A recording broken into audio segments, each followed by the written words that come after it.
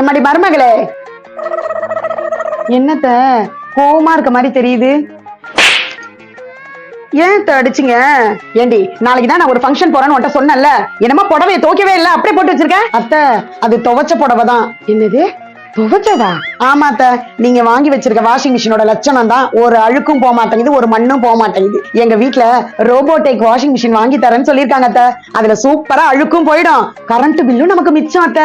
இந்த washing machine நான் robotic அவங்க கிட்ட தான் வாங்கினேன். வாஷிங் மிஷின்ல வாட்டர் லெவல் வரைக்கும் தண்ணியை ஃபில் பண்ணிடுங்க. லிக்யூட் அல்லது பவுடரை ஆட் பண்ணிக்கோங்க. ஸ்விட்ச் ஆன் பண்ணி 15 மினிட்ஸ்ல வச்சிடுங்க. அப்புறம் ஒவ்வொரு துணியா நம்ம அதுல போட்டுற வேண்டியதுதான். போட்டுட்டு கவரை மூடிடுங்க. 15 மினிட்ஸ்க்கு அப்புறம் ஆட்டோமேட்டிக்கா நின்னுடும்.